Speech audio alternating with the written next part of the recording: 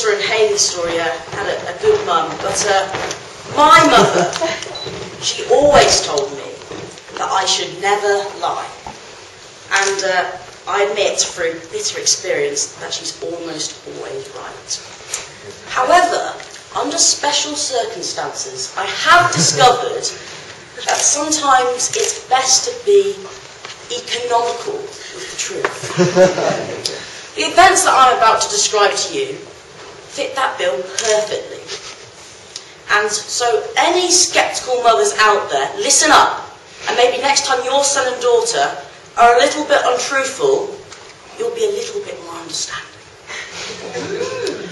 Around 600 years ago, a few miles outside the sleepy town of Shrewsbury, there lived a man in a farm. This man's name was Albin Appleby. Sounds like a nice guy, doesn't he? You know, sort of like quite small, blonde hair, round face. But Albin Appleby, he had fallen upon hard times. He once had a fine herd of 50 milking cattle. But things had gone bad from worse, and he'd lost his cows. And now he only had one left, Daisy. Now, poor old Daisy, she wasn't much of a looker. She always seemed to have a bit of a gormless expression upon her face.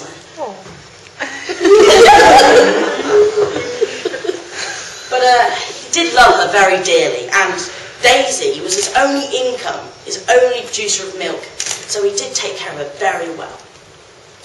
On either side of Albin's farm, there lived the two Scratman brothers.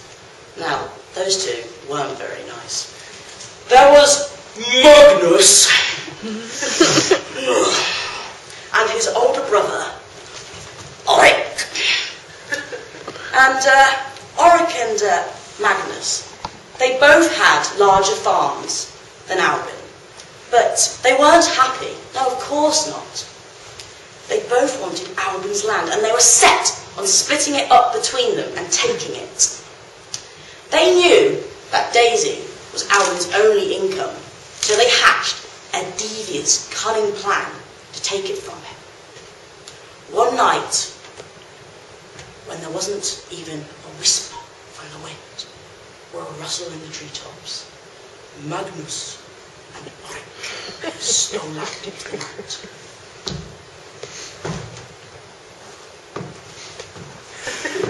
Shh! They climbed over the paddock into Daisy's pen, snuck inside, and fed her a fatal dose of poison. Oh God!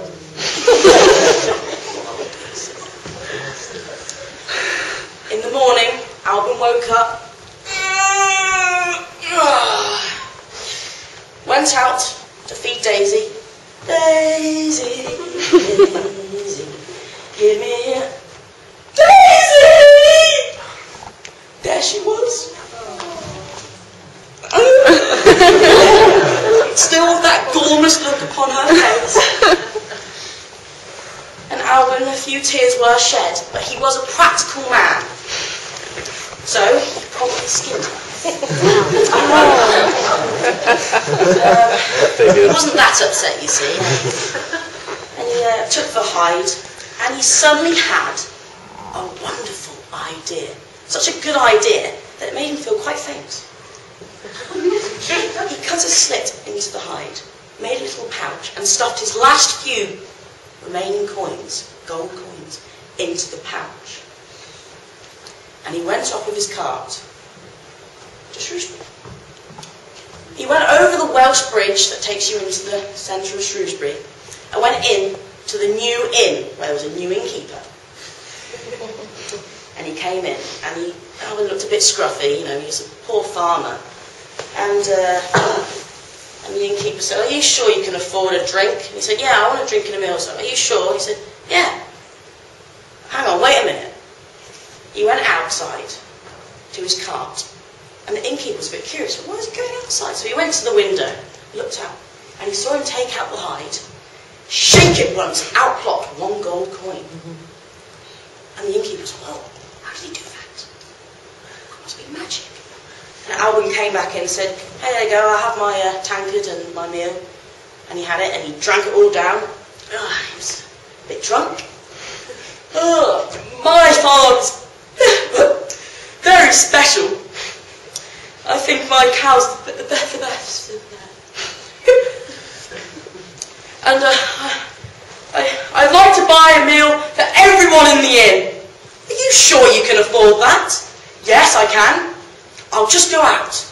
So he went out again to his hide, and the innkeeper went to the window and looked over, and he shook it 3 times, and out plopped 3 gold coins.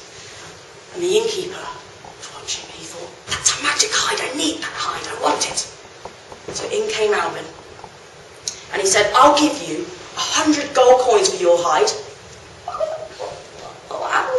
Daisy's hide, that old thing?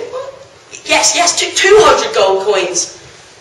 Well, Daisy was very special to me. 500 gold coins. All right then, okay.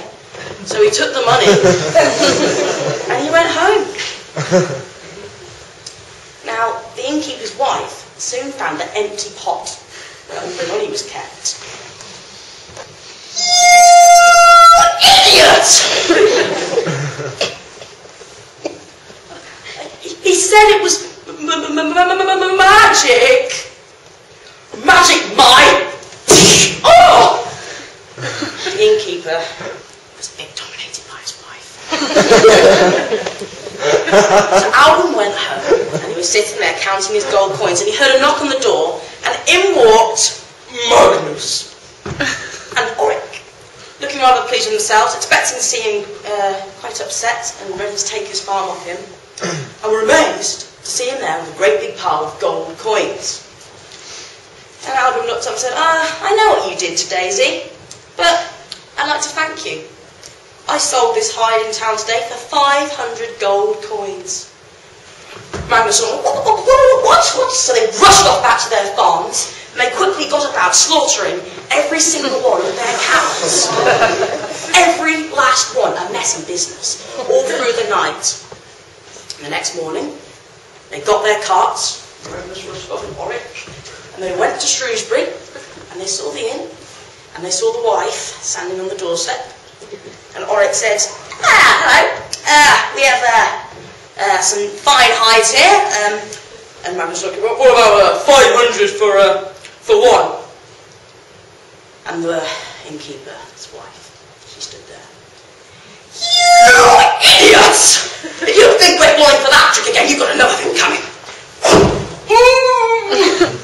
Oh! And they had to stagger off with their carts into town, and they only managed to scrape enough money from their hides to buy 1 cow each.